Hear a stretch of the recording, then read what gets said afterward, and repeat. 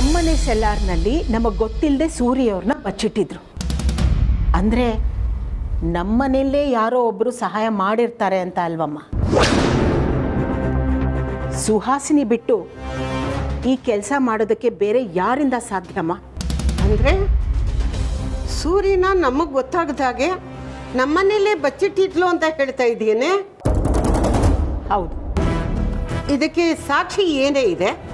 ಯಾಕಮ್ಮ ನಿನ್ನ ಮಗಳ ಮೇಲೆ ಆರೋಪ ಮಾಡ್ತಿದ್ದೀನಿ ಅಂತ ಸಾಕ್ಷಿ ಕೇಳ್ತಾ ಇದೀಯಾ? ಖಂಡಿತ ಇಲ್ಲ ಕಣೆ. ಯಾಕೆಂದರೆ ಸುಹಾಸಿನಿ ತುಂಬ ಚಾಲಾಕಿ. ಅವಳ ವಿರುದ್ಧ ಮಾತಾಡಬೇಕು ಅಂದರೆ ಅವಳ ಬಗ್ಗೆ ಸಾಕ್ಷಿ ಇರಬೇಕು ಕಣೆ. ಇಲ್ಲ ಅಂದರೆ ಅವಳು ಮುಟ್ಟೋದಕ್ಕೂ ಸಾಧ್ಯ ಇಲ್ಲ. ಅಮ್ಮ ನಿಜ ಹೇಳು, ಹಿಂಗೆ ಅನಿಸ್ತಾ ಇಲ್ವಾ ಈ ಕೆಲಸನ ಸುಹಾಸಿನಿ ಬಿಟ್ಟರೆ ಬೇರೆ ಯಾರೂ ಮಾಡೋಕ್ಕೆ ಸಾಧ್ಯ ಇಲ್ಲ ಅಂತ? ನನಗೆ ನಿನಗೆ ಅನಿಸೋದ್ರಿಂದ ಏನೂ ಆಗಲ್ಲ ವೈದೇಹಿ. ನೋಡು, ಇಷ್ಟು ದಿನ ಸುಹಾಸಿನಿ ಮಾಡಿದ್ದ ತಪ್ಪನ್ನೆಲ್ಲ ನಾವು ಕ್ಷಮಿಸ್ಕೊಂಡು ಬಂದ್ವಿ. ಅದು ಎಂತೆಂಥ ತಪ್ಪು? ವಿಕ್ಕಿ ಕೊಲೆಗೆ ಸಹಾಯ ಮಾಡಿದ್ದು, ನನ್ನ ಕಣ್ಣು ಹೋಗೋ ಹಾಗೆ ಮಾಡಿದ್ದು ಎಲ್ಲ ಸುಹಾಸಿನಿ ಅಲ್ವಾ? ಆದರೆ ಅವಳ ವಿರುದ್ಧ ಮಾತಾಡೋದಕ್ಕೆ ನಮ್ಮ ಹತ್ರ ಸರಿಯಾದ ಸಾಕ್ಷಿ ಯಾವುದೂ ಇಲ್ಲ. ಅಂಥದ್ರಲ್ಲಿ ಈಗ ನೀನು ಹೇಳ್ತಾ ಇರೋದು ಅದಕ್ಕಿಂತ ದೊಡ್ಡ ಆರೋಪ. ಇದ್ರ ಬಗ್ಗೆ ಅವಳ ಹತ್ರ ನಾವು ಮಾತಾಡಬೇಕು ಅಂದರೆ ಅದಕ್ಕೆ ಸರಿಯಾದ ಸಾಕ್ಷಿ ಇರಬೇಕಲ್ವಾ?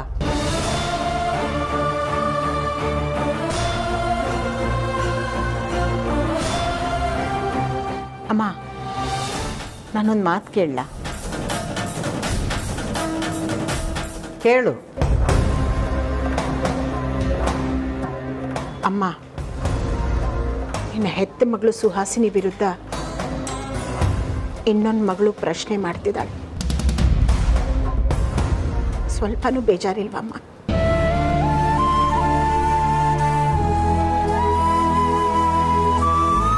ಸುಹಾಸಿನಿ ನನಗೆ ಜೀವನದಲ್ಲಿ ಕೊಟ್ಟ ನೋವು ಇದಕ್ಕಿಂತ ದೊಡ್ಡದು.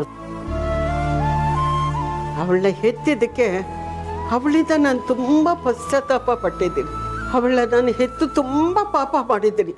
ಆ ಪಾಪ ಪರಿಹಾರ ಮಾಡ್ಕೊಳ್ಳೋದಕ್ಕೆ ಇಷ್ಟೆಲ್ಲ ಮಾಡ್ತಾ ಇದ್ದೀನಿ. ಈ ಮಾತು ಹೇಳೋದಕ್ಕೆ ನನಗೂ ನನ್ನ ಕರುಳು ಚುರು ಅನ್ನತ್ತೆ ವೈದೇಹಿ. ಪಾಪ ನನ್ನ ಮಗಳು ಅಂತ ಕರುಣೆ ಬರುತ್ತೆ ಅವಳ ಬಗ್ಗೆ. ಆದರೆ ಒಂದು ಕ್ಷಣ ಅವಳು ಮಾಡಿರೋದೆಲ್ಲ ನೆನೆಸ್ಕೊಂಡ್ರೆ ಎಷ್ಟು ಸಿಟ್ಟು ಬರುತ್ತೆ. ನಿನ್ನ ದೊಡ್ಡ ಸೋಲು ಆ ಸುಹಾಸಿನಿ. ಏನೇ ಆಗಲಿ ಆಗಿದ್ದಾಯ್ತು. ಮೊದಲು ಅವಳ ವಿರುದ್ಧ ಸರಿಯಾದ ಸಾಕ್ಷಿ ಹುಡುಕು. ಅವಳನ್ನ ಎಲ್ಲರ ಮುಂದೆ ನಿಲ್ಲಿಸಿ ಪ್ರಶ್ನೆ ಮಾಡು. ಬಿಡಬೇಡ ವೈದೇಹಿ. ಇಷ್ಟು ದಿನ ಸೋತಿದ್ದೀಯ ನೀನು. ನನ್ನ ಮಗಳು ಕಡೆ ಮರಿಬೇಡ. ಹಠದಲ್ಲಿ ಆ ಚಾಣಕ್ಯನ ಥರ ಇರಬೇಕು. ನನ್ನ ಹೆತ್ತು ಕರುಳು ಅಂತ ನನ್ನ ಬಗ್ಗೆ ನೀನು ತಲೆ ಕೆಡಿಸ್ಕೋಬೇಡ ವೈದೇಹಿ. ನೀನೇ ಯೋಚನೆ ಮಾಡು. ಅವಳು ಮಾಡಿರೋ ದ್ರೋಹ ನಿನಗೆ ಒಂದಾ ಎರಡ?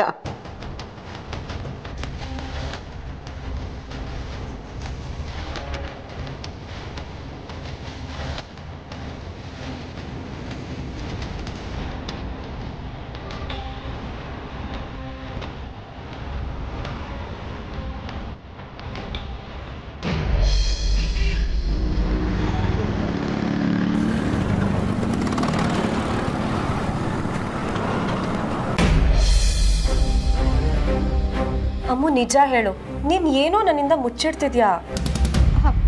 ಇಲ್ಲ ಅಕ್ಕ, ನಾನು ನಿನ್ನ ಹತ್ರ ಏನೋ ಮುಚ್ಚಿಡ್ತಾ ಇಲ್ಲ. ನಾನೇನು ದಡ್ಡಿನಾ? ನಿನ್ ಮುಖದಲ್ಲೇ ಗೊತ್ತಾಗ್ತಿದೆ ಏನೋ ಮುಚ್ಚಿಡ್ತಿದ್ಯಾ ಅಂತ. ಅದು ವಿಕ್ಕಿ ಅವ್ರ ಬಗ್ಗೆನೇ ಅಂತ ನನ್ಗನ್ಸುತ್ತೆ. ಏನ್ ವಿಷಯ ಅಮ್ಮು, ಹೇಳು.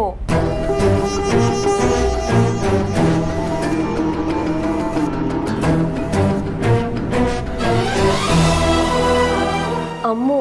ಅಮ್ಮೋ, ಆರ್ತಿ, ಗುಡ್ ಮಾರ್ನಿಂಗ್ ಅಮ್ಮ. ಏನು ಮಾಡ್ತಿದ್ರಿ ನೀವಿಬ್ರು? ಏನಿಲ್ಲ ಅಮ್ಮ. ಅದು ಸರಿ, ನೀನು ಚೆನ್ನಾಗಿ ನಿದ್ದೆ ಮಾಡ್ತೀಯಾ? ಅಮ್ಮೋ, ಏ ಅಮ್ಮೋ, ಏನಮ್ಮ? ಏನು ಯೋಚನೆ ಮಾಡ್ತಿದ್ದೆ? ಏನಿಲ್ಲಮ್ಮ. ಬೈ ಕೂತ್ಕೊಬ. ನಾನು ನಿಮ್ಮಮ್ಮ ಕಣೆ, ನನಗೆಲ್ಲ ಅರ್ಥ ಆಗುತ್ತೆ. ಏನಾದರೂ ಇದ್ದರೆ ಹೇಳ್ಕೊಂಬಿಡು. ಹಂಗೇನಿಲ್ಲ ಪರಿ. ಹಾಕ್ತೀನಿ ನೋಡು. ಅಮ್ಮ ಬಿಡು, ಅವಳು ಏನು ಹೇಳಲ್ಲ, ಮನ್ಸಲ್ಲೇ ಇಟ್ಕೊಂಡು ಕೊರಗ್ತಾಳೆ. ಅದು ಸರಿ, ನೀನು ಚೆನ್ನಾಗಿ ನಿದ್ದೆ ಮಾಡಿದ್ಯಾ ಅಂತ ಕೇಳಿದೆ. ಇಲ್ಲ ಕಣೆ, ಅದು ನಿಮ್ಮನೆ ದಿಂಬಿದೆಯಲ್ಲೇ ತುಂಬ ಮೆತ್ತಗಿದೆ ಕಣೆ. ನಮ್ಗೆ ಅದ್ರ ಮೇಲೆಲ್ಲ ಮಲಗಿದ್ರೆ ನಿದ್ದೆ ಬರಲ್ಲಮ್ಮ. ಏನಾದರೂ ಗಟ್ಟಿಯಾಗಿ ದಿಂಬಿದ್ರೆ ನಿದ್ದೆ ಬರೋದು. ಅದನ್ನ ಅಲ್ಲೇ ಹೇಳ್ಬೇಕು ತಾನೆ, ಅಲ್ಲೇ ಇದ್ದೆ ಏನಾದರೂ ವ್ಯವಸ್ಥೆ ಮಾಡ್ಕೊಡ್ತಿದ್ನಪ್ಪ. ಹೋಗ್ಲಿ ಬಿಡು ಅಮ್ಮ, ಅದೆಲ್ಲ ಒಂದು ಕಾರಣ ಅಷ್ಟೇ. ನಿಜ ಹೇಳಬೇಕು ಅಂದರೆ ನಿಮ್ಮಪ್ಪ ನೆನಪಾದ್ರು ಕಣೆ. ಅಮ್ಮ ಪ್ಲೀಸ್. ನಿಮ್ಮಪ್ಪ ಹೋದ್ಮೇಲೆ ಯಾಕೋ ಏನೂ ಬೇಡ ಅನ್ನಿಸ್ತಾ ಇದೆ. ಅಮ್ಮ ಪ್ಲೀಸ್, ಹಾಗೆಲ್ಲ ಏನೋ ಯೋಚನೆ ಮಾಡಬೇಡ. ಪ್ರತಿಯೊಬ್ಬರ ಜೀವನದಲ್ಲೂ ಒಂದಲ್ಲ ಒಂದು ಘಟನೆ ನಡೆದೇ ನಡೆಯುತ್ತೆ.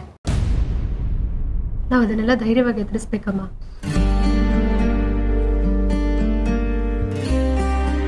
ನಾವು ಜೀವನದಲ್ಲಿ ಒಂದು ಹೆಜ್ಜೆ ಮುಂದಿಡ್ಲಿಲ್ಲ ಅಂದರೆ ಯಾವುದೂ ಮುಂದಕ್ಕೆ ಸಾಗಲ್ಲ.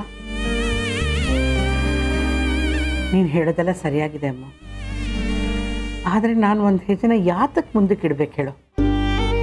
ಯಾಕಮ್ಮ ಹೀಗೆಲ್ಲ ಮಾತಾಡ್ತಿದ್ದ? ಅಂಜು ಇಲ್ವಾ, ನಾವಿಲ್ವಾ? ಅಂಜು ಮದ್ವೆ ಮಾಡ್ಬೇಕು ಅನ್ನೋದು ನಿನ್ ಕನ್ಸಲ್ವಾ? ನಿನ್ ಜೀವನದಲ್ಲಿ ಇನ್ನೂ ತುಂಬಾ ಬಾಕಿ ಇದೆಯಮ್ಮ. ಪ್ಲೀಸ್ ಧೈರ್ಯಗೆಡ್ಬೇಡ.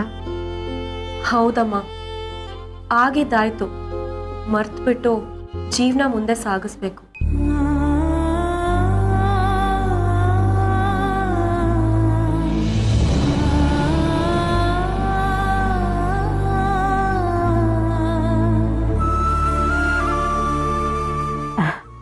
ಅಮ್ಮೋ ಆರ್ತಿ, ನನಗೆ ಹಳೆಯ ನೆನಪುಗಳೆಲ್ಲ ಬರ್ತಾ ಇದೆಯಮ್ಮ. ಎಂಥ ದಿನಗಳು ಗೊತ್ತಾ? ನಿಮಗೆ ನೆನಪಿದೆಯಾ? 4 ಜನ ಚಿಕ್ಕ ಚಿಕ್ಕವರು. ಅಪ್ಪ ಕೆಲಸಕ್ಕೆ ಹೋಗೋದೇ ನೀವು ಕಾಯ್ತಾ ಇದ್ರಿ. ಎಷ್ಟು ಚೇಷ್ಟೆ ಮಾಡ್ತಿದ್ರಿ ಗೊತ್ತಾ? ನನಗಂತೂ ಸಾಕಾಗೋಗೋದು. ನಿಮ್ಮ 4 ಜನನ ಒಂದು ಕಡೆ ಹಿಡಿದಿಟ್ಕೊಂಡು ಕೂರಿಸಿ ಸ್ಕೂಲಿಗೆ ಕಳಿಸೋದೇ ಒಂದು ದೊಡ್ಡ ಕೆಲಸ ಆಗ್ತಿತ್ತು. ಒಂದ್ಸಲ ಅಂತೂ ನಾನು ಅಡುಗೆ ಮನೇಲಿ ಏನೋ ಮಾಡ್ತಿದ್ದೆ ಅನಿಸುತ್ತೆ. ಏನೋ ದೊಡ್ಡದಾಗಿ ಗಿರ್ಚೋದು ಪರ್ಚೋದು ಎಲ್ಲ ಏನೇನೋ ಕೇಳಿಸ್ತಿತ್ತು. ಬಂದು ನೋಡಿದ್ರೆ ನೀವು 4 ಜನ ಜಗಳ ಮಾಡ್ಕೊಳ್ತಾ ಇದ್ದೀರಾ. ಒಬ್ಳನ್ನ ಸುಧಾರಿಸಿದ್ರೆ ಇನ್ನೊಬ್ಳು ಶುರು ಮಾಡ್ಕೊಳ್ಳೋಳು, ಇವಳನ್ನ ಸುಧಾರಿಸಿದ್ರೆ ಅವಳು. ಆದರೆ ನಮ್ಮ ಆರ್ತಿ ಮಾತ್ರ ಎಲ್ಲರನ್ನೂ ಸಂಭಾಳಿಸ್ತಾ ಇದ್ಲು. ಆಮೇಲೆ ಬೆಳಗ್ಗೆ ಹೊತ್ತು ಸ್ಕೂಲಿಗೆ ಕಳಿಸೋವಾಗ ನೆನಪಿದೆ ನಿನಗೆ? ನಾನು ಮೇಲೆ ಕೂತ್ಕೊಂಡು ಒಂದು ಮೆಟ್ಲಲ್ಲಿ ನೀವು 4 ಜನನ ಕೆಳಗಡೆ ಕೂರಿಸ್ಕೊಂಡು ಜಡೆ ಹೆಣೆದು ಕಳಿಸ್ತಾ ಇದ್ದೆ. ಅಯ್ಯೋ ಎಷ್ಟು ಚೆನ್ನಾಗಿತ್ತು ಆ ದಿನಗಳು. ನೀವುಗಳು ಸ್ಕೂಲಿಂದ ಕಾಲೇಜು, ನೀವುಗಳೆಲ್ಲ ಕಾಲೇಜಿಗೆ ಹೋದ್ಮೇಲೆ ನನ್ನ ಕೇಟ್ರಿಂಗ್ ಕೆಲಸ, ಅಡುಗೆ ಮಾಡೋದು, ನಿಮ್ಮನ್ನು ಬೆಳೆಸೋದು, ಪೋಷಿಸೋದು, ಇದ್ಯಾವುದು ನನಗೆ ಯಾವತ್ತೂ ಕಷ್ಟ ಅನ್ನಿಸ್ಲಿಲ್ಲ. ಆದರೆ ನೀವುಗಳು ಬೆಳೆಯೋದನ್ನು ನೋಡ್ತಾ ನೋಡ್ತಾ ಎಲ್ಲೋ ಒಂದು ಕಡೆ ನನ್ನ ಜವಾಬ್ದಾರಿ ನನಗೆ ನೆನಪಾಯಿತು. 4 ಜನ ಹೆಣ್ಮಕ್ಳು, ನಿಮಗೆ ಮದುವೆ ಮಾಡಬೇಕು, ಒಳ್ಳೆ ಮನೇನ ಸೇರಿಸ್ಬೇಕು, ಒಳ್ಳೆ ಗಂಡಂದ್ರೆ ಸಿಗಬೇಕು. ನಾವು ಎಷ್ಟು ಪ್ರೀತಿಯಿಂದ ನಿಮ್ಮನ್ನು ಬೆಳೆಸಿದ್ವು ಅದು 10 ಪಟ್ಟು ಜಾಸ್ತಿ ನಿಮಗೆ ಪ್ರೀತಿ ಸಿಗಬೇಕು ಅಂತ ಒಂದೊಂದ್ಸರಿ ಅನ್ನಿಸ್ತಿತ್ತು. 4 ಜನ ಹೆಣ್ಣು ಮಕ್ಕಳ ಮನೇಲಿ ಹೆತ್ತವ್ರ ಕನಸು ನನಸಾಗುತ್ತಾ ಅಂತ. ಆದರೆ ಅವನು ದೊಡ್ಡವನು, ನನ್ನ ಪಾಲ್ಗಿದ್ದ. ನಿಮ್ಮನ್ನೆಲ್ಲ ಒಳ್ಳೆ ಮನೆಗೆ ಸೇರಿಸ್ದ. ನಿಜವಾಗ್ಲೂ ನನ್ನ ಕನಸು ಅಷ್ಟು ಸಲೀಸಾಗಿ ನೆರವೇರುತ್ತೆ ಅಂತ ನಾನು ಅನ್ಕೊಂಡೇ ಇರಲಿಲ್ಲ. ನಮ್ಮಮ್ಮ ಇಷ್ಟು ಚಿಕ್ಕ ವಯಸ್ಸಲ್ಲಿ ಈ ವಸಿಷ್ಠ ಕುಟುಂಬನ ಆ ಜವಾಬ್ದಾರಿನ ಹೆಗಲ ಮೇಲೆ ಹೊತ್ಕೊಂಡ್ಲು. ನೀನಂತೂ ವಿಕ್ಕಿ ಹೋದ ಮೇಲೆ ಆ ಮಗುನ ಎಷ್ಟು ಚೆನ್ನಾಗಿ ನೋಡ್ಕೊಂಡೆ ಪುಟ್ಟ. ಚಾಣೆ ನೀನು. ಇನ್ನು ಅದಿತಿ ಅವಳೇ ನನ್ನ ಹತ್ರ ಜಾಸ್ತಿ ಬಯಸ್ಕೋತಾ ಇದ್ದಿದ್ದು, ಹೊಡೆಸ್ಕೋತಾ ಇದ್ದಿದ್ದು, ರೇಗಿಸ್ತಾ ಇದ್ದಿದ್ದು. ಅವಳನ್ನ ನೋಡಿದಾಗೆಲ್ಲ ಅನ್ಸೋದು ನನಗೆ, ನಿಜವಾಗ್ಲೂ ಈ ಹುಡುಗಿ ಜೀವನದಲ್ಲಿ ಜವಾಬ್ದಾರಿ ಕಲಿತಾಳ ಅಂತ.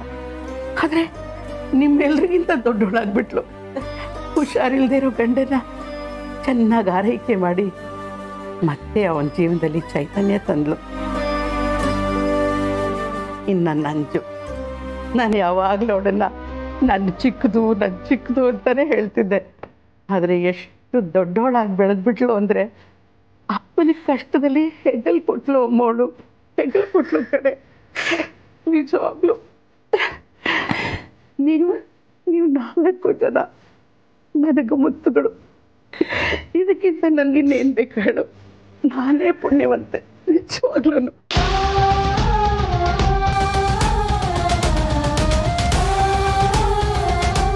ನಾನಿವತ್ತು ಹೇಳ್ತಿದ್ದೀನಿ ಕೇಳು, ನಾನು ಇಟ್ಟ ಹೆಜ್ಜೆನ ಇನ್ಯಾವತ್ತೂ ಹಿಂದಕ್ಕೆ ತಗೊಳ್ಳಲ್ಲ. ನಿಮ್ಮ ಜೊತೆಗೆ ನಾನು ನಡೀತೇನೆ.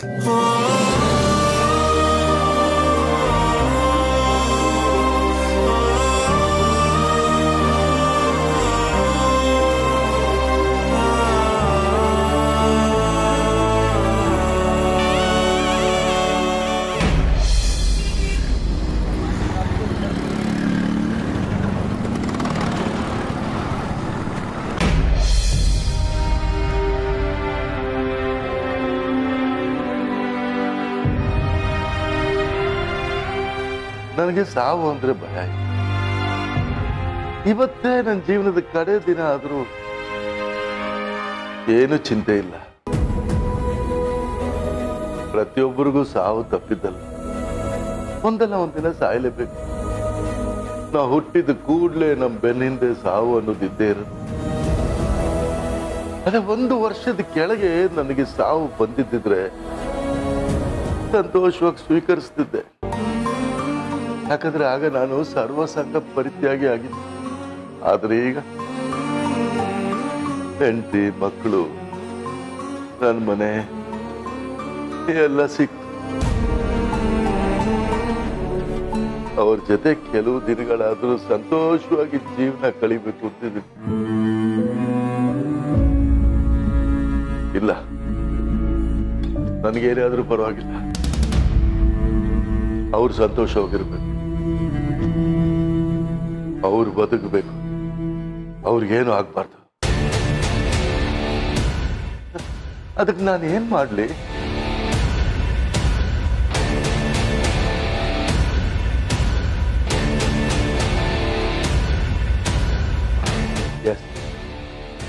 ಏನಾದ್ರೂ ಮಾಡ್ಲೇಬೇಕು.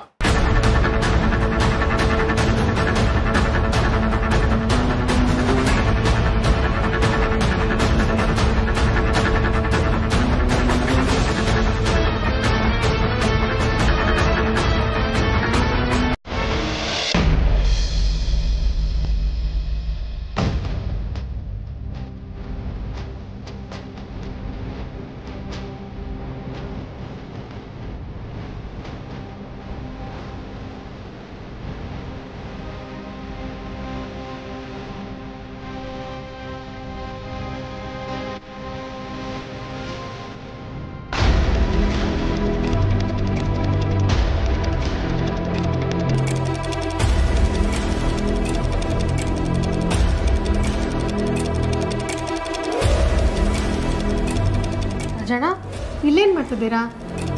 ಗೊತ್ತಿಲ್ಲ ಅಮ್ಮ. ಗೊತ್ತಿಲ್ಲ ಅಂದರೆ ಏನು ಹುಡ್ತಿದೆ ಅಂತ ನನಗೂ ಗೊತ್ತಿಲ್ಲ. ಆದರೆ ಅಪ್ಪಾಜಿ ಬಗ್ಗೆ ಕ್ಲೂ ಸಿಗುತ್ತಾ ಅಂತ ನೋಡ್ತಾ ಇದ್ದೀನಿ. ಆದರೆ ನೀವು ಇದಕ್ಕೂ ಮುಂಚೆ ಇಲ್ಲೆಲ್ಲ ಬಂದು ಹುಡ್ಕೊಂಡು ಹೋಗಿದ್ದೀರಾ ಅಲ್ವಾ? ಹ್ಞೂ ಅಮ್ಮ, 1 ಸಲ ಅಲ್ಲ 2 ಸರಿ ಬಂದಿದ್ದೀನಿ. ಒಳಗೆ ಹೋಗ್ಬೇಕು ಅನ್ನೋಷ್ಟರಲ್ಲಿ ಅಸುವಾಸಿನ ಡ್ರಾಮಾ ಮಾಡಿದ್ಲು. ಅದಾಗಿ ನೆಕ್ಸ್ಟ್ ಡೇ ಮತ್ತೆ ಬಂದೆ. ಆಗ ಅಪ್ಪಾಜಿದ್ದು ಜಪಾಮಣಿ ಸಿಕ್ತು. ಅದಕ್ಕೆ ಮತ್ತೇನೇ ಸಿಗುತ್ತಾ ಅಂತ ಹುಡ್ತಾ ಇದ್ದೀನಿ.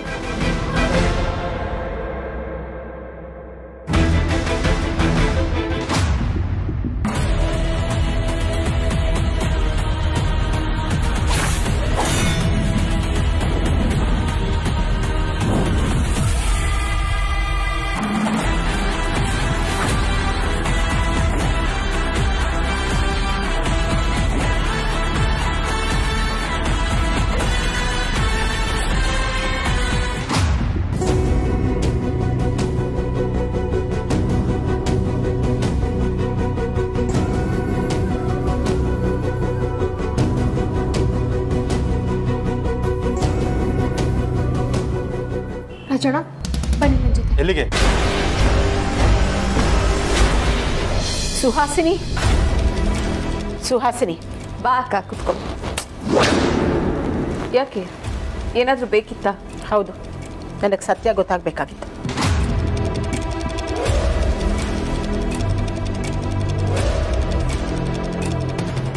ಅಕ್ಕ ಒಂದು ಮಾತು ಕೇಳ್ತೀನಿ, ನನಗೆ ಸತ್ಯ ಗೊತ್ತಾಗಬೇಕು. ಅದೇನು ಬೇಕು ಕೇಳಕ್ಕ. ನೀನು ಕೇಳಿದ್ಮೇಲೆ ನಾನು ಸತ್ಯ ಹೇಳ್ದೆ ಇರ್ತೀನ, ಪ್ರಮಾಣವಾಗ್ಲೂ ಹೇಳ್ತೀನಿ. ಸುಮ್ಮನೆ ಪ್ರಮಾಣ ಮಾಡಬೇಡ ಸುಹಾಸಿನಿ, ಅದು ನಿಂಗೆ ತೊಂದರೆ ತರುತ್ತೆ.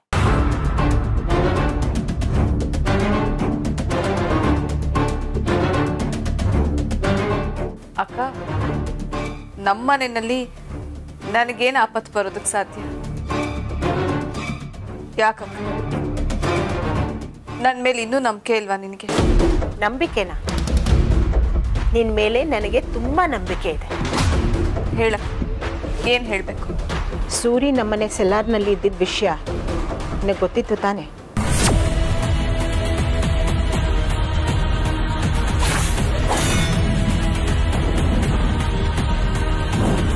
ಸುಹಾಸಿನಿ, ನಿನ್ನನ್ನೇ ಕೇಳ್ತಾ ಇರೋದು, ಮಾತಾಡು.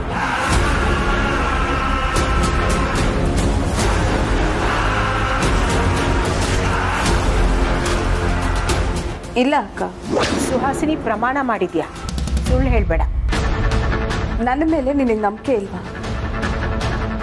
ನಾನು ನಿಜವಾಗ್ಲೂ ಬದಲಾಗಿದ್ದೀನಕ್ಕ, ನನ್ನ ನಂಬು. ನಿನ್ನ ಮೇಲೆ ನಂಗೆ ಸಂಪೂರ್ಣವಾದ ನಂಬಿಕೆ ಇದೆ ಸುಹಾಸಿನಿ. ನಾಯಿ ಬಾಲ ಯಾವತ್ತಿದ್ರೂ ಡೊಂಕೆ, ಅದನ್ನು ನೆಟ್ಟಗೆ ಮಾಡೋಕ್ಕೆ ಹೋಗಬಾರ್ದು. ಈಗ ನೀನು ನನಗೆ ಸತ್ಯ ಹೇಳು, ಸೂರಿ ಇದೇ ಸೆಲ್ಲಾರ್ನಲ್ಲಿರೋ ವಿಷಯ ನಿನಗೆ ಗೊತ್ತಿತ್ತು ತಾನೆ? ಗೊತ್ತಿತ್ತ ಗೊತ್ತಿಲ್ವಾ? ಇಲ್ಲ ಅಕ್ಕ, ನನಗೆ ಗೊತ್ತಿರಲಿಲ್ಲ. ನೀನು ಬಾಯಿ ಮಾತಿನಲ್ಲಿ ಕೇಳಲ್ಲ ಅನ್ಸುತ್ತೆ. ಆನಂದ್,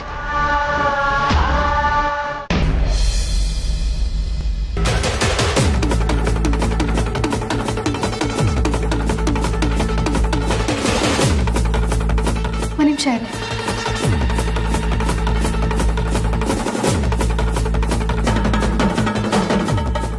ಇದು ನೋಡಿ.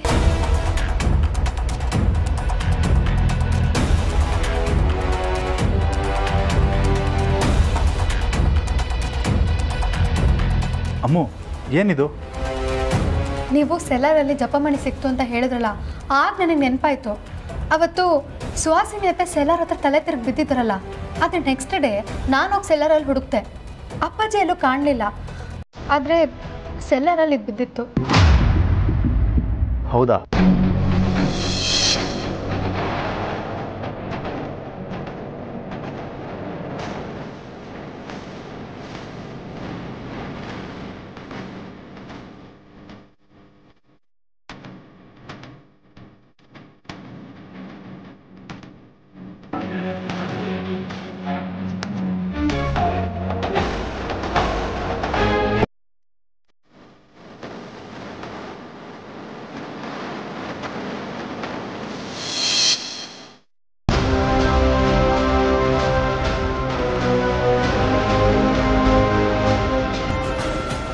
ಏನು ಮಾಡ್ತಿದ್ದೀರಾ ರಾಜಣ್ಣ? ಒಂದು ನಿಮಿಷ ಇರು.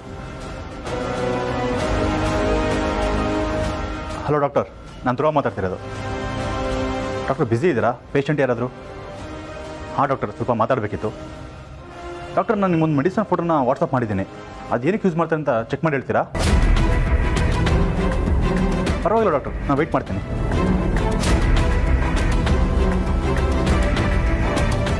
Thank you doctor. ಏನಂತ ರಾಜಣ್ಣ? ಅಮ್ಮು, ಇದು ಅನಸ್ತೇಷಿಯಾ ಅಂತೆ.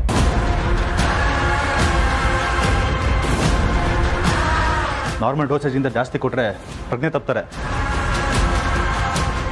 ಖಂಡಿತ ಇದನ್ನ ಅಗ್ನಿ ಬೆಟ್ಟಪ್ಪ ಇಬ್ಬರೇ ಸೇರ್ಕೊಂಡು ಮಾಡೋಕ್ಕೆ ಸಾಧ್ಯನೇ ಇಲ್ಲ.